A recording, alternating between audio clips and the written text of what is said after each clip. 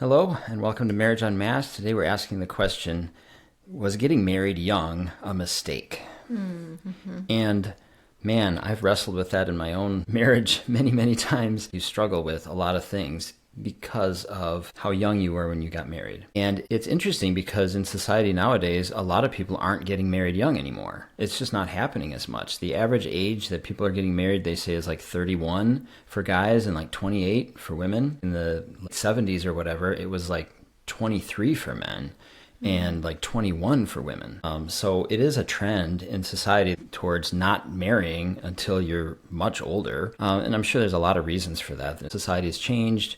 I think there's been a lot of distrust for marriage too, because a lot of people grew up in houses where it wasn't healthy and things weren't going well and there was divorce. And so they're a little bit more hesitant to get married nowadays and enter into that. I think the younger generations, they're starting to be a little bit more emotionally aware, it seems. Yeah, that's true. And so they're starting to realize some of the wounds that they have and wanting to bring healing to those things before they get married, which I think is so phenomenal. Yeah. I mean, yeah, that you don't want to like start to think you need to be perfect. That's going to just hold you back, or that your spouse needs to be perfect, which I know can be part of a problem. I know a lot of people, it's like they want to be in their career at a certain point or whatever. But yeah, I know that when you do get married young, and we got married. Yeah, I was 23 and Cara was 22, so Yeah. we were pretty young. We were like back in the 70s. Oh wait, it wasn't the 70s, but we were fitting the mold for the 70s anyway. Yeah. And for us, we were immature. Like when I look back on that, gosh. I'm like, I was so immature. Yeah. I really was. I did not have a lot of awareness around a lot of things. Yeah, me either. For us, that was part of, the unhealthy dynamic was that we were just so immature. We also had a lot of unhealed wounds that we didn't even understand any concept of that at all. No. I knew I had trauma, but I did not realize at all how it was impacting the dynamic. Yeah. And there was a lot of insecurity, especially on your part. I had tons of insecurity and immaturity there as well. And I think a lot of young people can struggle with that insecurity a little bit more. Unhealthy communication, right? Because when you're younger, you just have less life experience. And like we talked about, you're less mature. Your brain may not even be as developed as some people who get married later. Yeah, that's true. And unrealistic expectations. And I know that was so true for us too. Oh, yeah. Is I had this expectation that we were going to get married and love and commitment and doing it the right way. Like we were waiting until we got married and we were doing all the right things. And I thought, okay, well, it's going to work out. I didn't think it was going to be perfect, but I thought it was going to go well. And we've talked about this a little bit before, where I was really coming into marriage thinking that Adam was going to be a safe place for me. I was going to be able to finally kind of let down this guard that I wasn't, that was all subconscious. I just knew in my head, like, he's going to be safe for me. That was a lot because of his people pleasing and his nice guy, where he just is agreeable to everything and doesn't really say much and, just goes along with everything that anyone says. I seemed very safe because I wasn't confrontational and I wasn't aggressive and I wasn't some of those things. But I was unsafe in other ways that I didn't know about and that she didn't know about. Right. When we were first getting married. And I came in thinking, oh my goodness, I was so excited. I was enthralled by her. I put her on a pedestal right away too, which wasn't healthy. And she was very fun and very outgoing and just a vibrant, amazing person and brought a lot of fun and joy and interest into my life, but also not Poor really. Adam. Yeah, right. He's about to. I was also not very aware of like her trauma and her wounds and how that was going to show up, or like once we're actually committed to each other and in each other's space all the time, how some of that excitement and that vibrant energy would also be challenging for me and my personality too. So Yeah, that actually makes sense because you had no comprehension of trauma. I'm sure you had no idea that since I had a lot of that trauma, how that was going to impact yeah, things. I had a sense because we had issues and stuff when we were dating too. We had arguments and conflict. I think I did have a sense that would be affecting things, but I also came in with like a savior complex. Like I'm going to come in and I'm going to be so great for her that's just naturally going to heal a lot of those issues. I'm going to be such a safe and amazing place for her. And I had this concept of myself that wasn't really helpful either. Not aware of my own issues and the insecurities that I was bringing into the marriage either. So right away on our honeymoon, it just exploded. And I remember, I know we've talked a little bit about our honeymoon before, but I remember the day we were flying out, we were coming back to the United States. We were in Mexico, and we were at the airport. I don't even really remember anything before this, and I don't really remember anything after this. I just remember getting to the airport and trying to find a seat far away from him.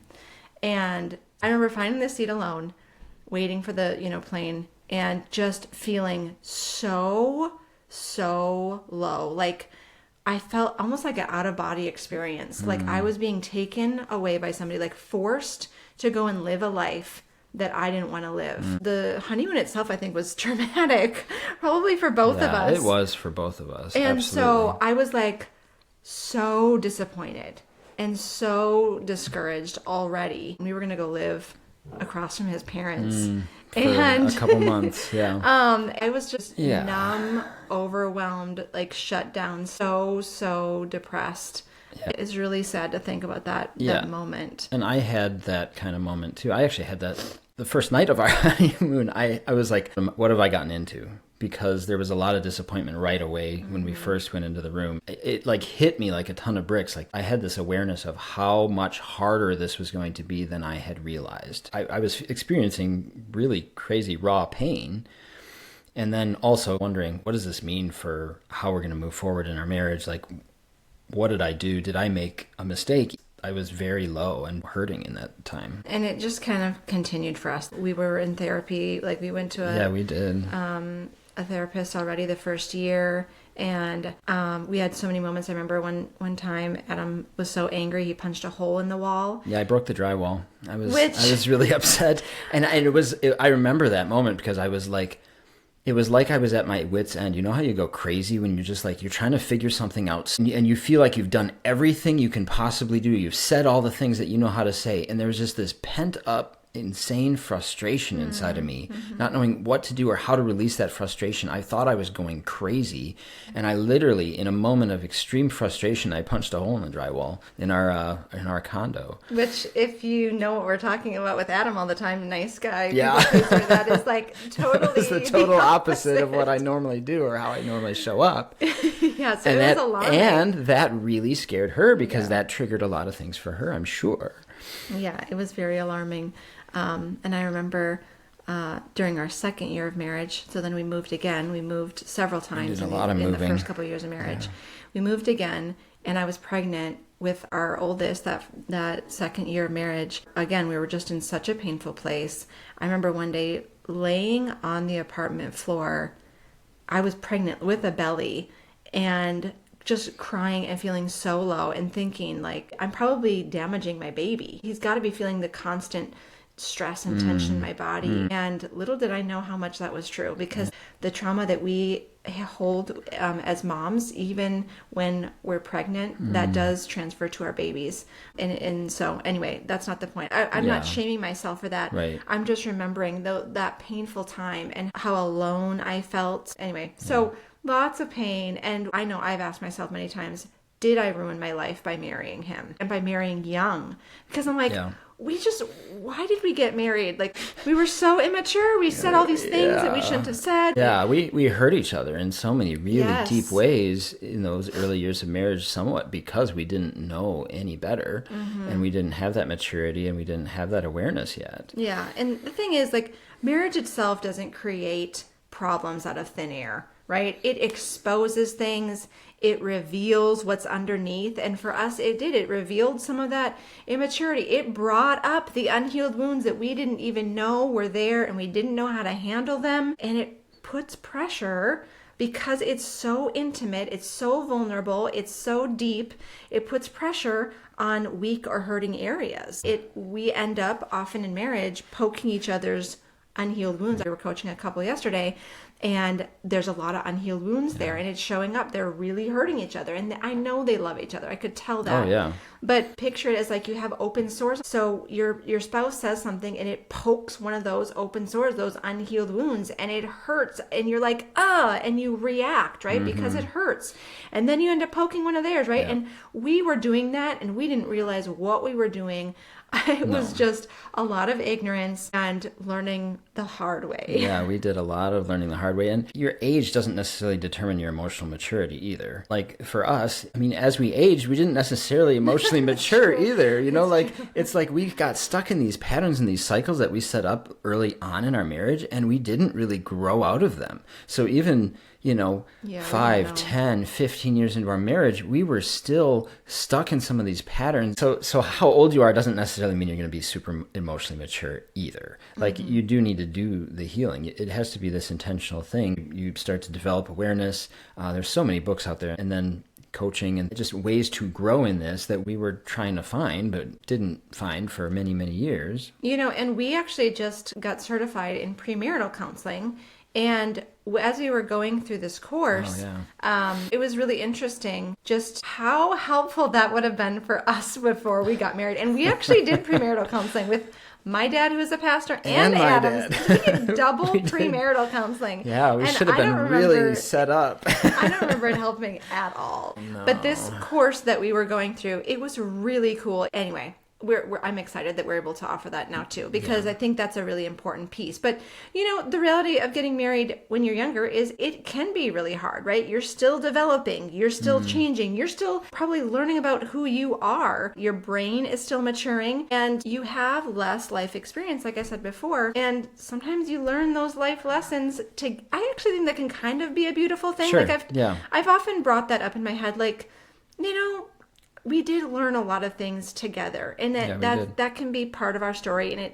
And you share some of those memories, and you share compassion that you can offer. When you are doing that healing work together, and you're both doing it, even if you're not right at the same page with each other, it doesn't matter. Just the experience can be bonding and can really grow your relationship stronger. Mm-hmm. Yeah. Even though maybe you did get married young, I took a poll in my Instagram stories the other day asking about how young people were when they got married, and they were saying that was a struggle. Like they were giving me some numbers, you know, in the early 20s, and saying how much of a struggle it has been. And I just want you to know, it doesn't mean that you're doomed just because there is pain there now. It doesn't mean that you're doomed. You're just starting to see, hopefully, what needs healing. If you're confused there, please reach out, because we want to help you see what needs healing and, you know, walk you through that. I don't want you to feel alone in that. We were alone in that for so long. We didn't understand emotional safety. We did not understand inner healing at all. We didn't even understand our nervous system. Right. The part that plays is so key, and nobody was talking about that, especially in the church. Nobody's talking about your nervous system, which is such a key part of who you are. Yeah. And also for us, like for many of those, you know, early years, like we had more of a disconnected relationship with God, looking at the Bible more as the rules and missing out on that beautiful safety that God offers us. And so that was also part of it too, because when you have that safe attachment with God, that affects you from the inside out, and you do naturally show up a different way. So that was a part of it for us as well. But there's nothing wrong with getting married young. I want to say that too. There's nothing wrong with it. You know, in the Bible, people were probably marrying way younger even than nowadays. We think early 20s, but Mary, I mean, as far as what I've heard, biblical scholars and stuff, she was probably a teenager, right, when she's getting married. I'm trying to think of some stories off the top of my head here where other people were married young. But... Yeah, we don't know a lot. They didn't keep track of their age as much. I mean, maybe Isaac and Rebecca. Some of the Old Testament, there was some that were definitely marrying younger.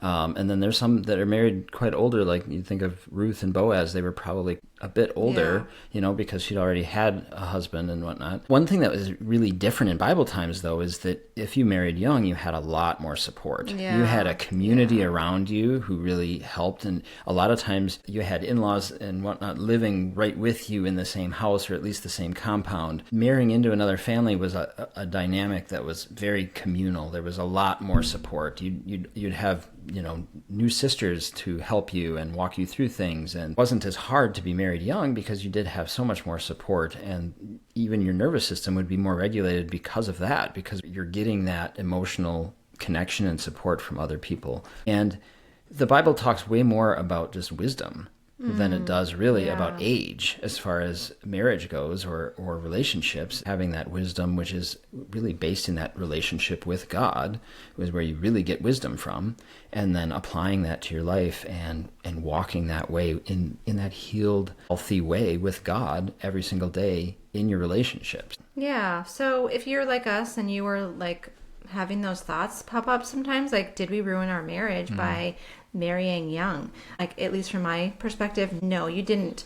You didn't ruin your marriage by marrying young. There may have been more of a challenge in certain areas if you came in more immature or whatever. But if you're willing to grow, then that can be a beautiful part of your story that others might not have in their story. They may have already done a lot of growing separately, but you get to do that together, like we were kind of saying before. When you start to do that healing together, I mean, at least for us, it's not been like we're healing together. We're healing separately, but we can celebrate the growth and the healing that we see. We can support each other too. If we see somebody struggling in some of that growth process, you offer validation and love and support instead of letting it trigger you and falling apart over here and then causing that to even be more painful for them. So another question you might be asking yourself is, would it have been easier if we would have waited longer before we got married? And that's valid. I mean, it's valid if in those early years you were going after some healing and some growth that would have been really helpful for your marriage, then yes, maybe. But it's also hindsight 2020. Like, you can't really go back. It's not necessarily a helpful question because you can't really go back and say, oh man, I wish you could live in that regret. And then that doesn't really help either. It's much more powerful really to live in this moment and say, hey, it's never too late to start. It's never too late to start healing some of these things. And I want to do that now. I want to go after that right now, rather than looking back and saying, hey, woulda, shoulda, coulda. You can't go there. I'm going to share a painful question that I know I've had. And I want to share it because you might also be having it. And it's this thought that I've had before where it's like, well, I've done all this healing now, so maybe I should just start over with somebody new. And it would be easier than trying to repair with him. Especially when you're in the midst of that deep pain, confusion, exhaustion. And I know that was where we were, we're both trying to go through this together, and just seemed like confusion and just like a mess, like a big mess. Like you have a ball of yarn and it's all just like, you're never going to get it apart. That's kind of what it felt like to me. And so it was like this thought, and I'm not saying I needed to entertain this thought, but the thought did pop up, and I want to just acknowledge it. Because it shows there's hurt in your heart, and it shows where you're at, and it's okay to be honest about these things. And so if that's a thought, I see you in that, and I don't think that's the way that God necessarily intended it. Right? And I think that's a good question to take to God, not necessarily to your spouse. Like, I mean, if you're having those kind of things, it might be much more helpful to process them with God first, rather than to just say to your spouse something in the heat of the moment, like, oh, well, it would be easier to start over, because that could be really painful. Yeah, that's a hard place to be. Yeah. Another one I've heard is like, what if we've changed so much since we got married? Like we're just too different. We've just changed so much, right? And like, that's great. It's good to change. I welcome change. I think change is great. Growth is wonderful. And so it's like, can we reconnect through that change? Can we appreciate that change? Can we see how that's beautiful? Okay, maybe he doesn't like the things he used to like. Maybe he talks a little bit different than he used to talk. Maybe he whatever. And can that be something you can connect to still? All of these things, right? God, he doesn't withhold hard things from our lives, right? He never promises that, but he does walk with us through them. He walks with us so closely, and he gives us beauty even in the journey. So I want you, if you're like, oh, this is so hard, you're just feeling really stuck there, I encourage you to slow down and be with your heart, be present with it, and invite God in, because he has beauty for you now. He has beauty for you in every single day, no matter how disconnected or painful things might seem in your marriage. He has beauty, and I think there's even beauty for you in your marriage too, even in the pain. And I believe that's who God is. That is who he is, and that is how he loves us. Even in, the really extreme hard times, he has love and joy and peace and beauty for us. And that's part of the healing. That's actually a huge part of the healing, is looking for those things, celebrating them, taking them in, and really enjoying them. Yeah, and even strength too. God has strength for you. Like for men, I think that resonates a little bit more. When I'm feeling weak, when in that, God has strength for me, that I can relax into his strength, that I can grow from what he's providing me, and the identity that he's given me can empower me and strengthen me, and I can see that growth starting to happen inside of me. And look for the things that matter most, right? You might be thinking, well, he's not this enough yet. He hasn't, right? He's not this. She's not that. She's still not there, whatever. But look for those things that matter most, like humility, willingness to grow, safety, accountability, teachability, their character, honesty. And you might be like, well, no, he isn't honest. Or, yeah, she's not creating emotional safety for me. Yeah, they don't seem to be having a willingness to grow. Okay, but what else? What else could be there, right? That was something that helped me a lot get through some of our hardest times. I tried to look at his character. Who is Adam at his core? Like, maybe he's not living in his true identity. He is living from his pain. He's living from insecurity or whatever. But I know who he really is. Like, I know the things that make him tick, and I'm going to look for those things. Yeah. I'm going to see him the way God sees him. Yeah. And those things that are so valuable, I'm going to find them, Yeah, and that's powerful for a man to do with his wife too, like to look for those things. So often we paint a picture through our pain instead of like reminding ourselves who our spouse is deep in their core and who God says they are. And so reminding yourself over and over again to put on that lens again and really see her the way God sees her, then you'll start finding things that you aren't seeing otherwise. So the reality for you might be that marriage looks nothing like you imagined. I mean, that's what Adam was talking about on our first day of our honeymoon. He was like, this is not what I pictured. And that's honestly, I think, probably what was behind my kind of shutdown at the airport too, is like, what is going on? And that's okay. I want you to know how valuable it is to grieve. It is okay to grieve. It is okay to fully feel. I just did a Substack. Actually, I've started doing Substack.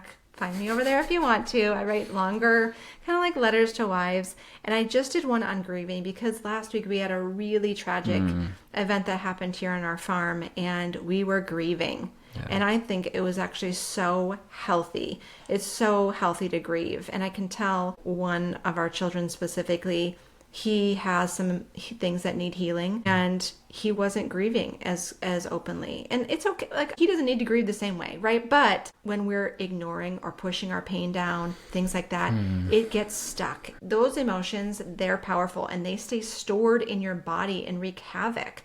So it is so important to allow yourself to feel the disappointment, feel the confusion, feel the exhaustion. Give yourself the safety and the love that you need to grieve these things, and invite in God's healing for you, his love for you, his care for you in that pain. It is okay. I was just sharing how when our first dog died, because what happened was we ended up having to put our dog down last week, one of our dogs, just completely unexpected. And when our first dog died, he was a little puppy, and he had a horrible, horrible sickness, parvo. I don't know if you've heard of it, but it's horrible. I won't even tell you what happens because it just makes you ill. Yeah. But I remember it was the middle of the night. Adam was down there with him when he died. And it was so horrible because we'd been trying to fight for his life for days and days. We had done almost everything we possibly could. And he was the cutest, sweetest little puppy ever. Yeah, he was only, a few months old. Yeah, and I just went outside and I just screamed and yelled at God. And I just...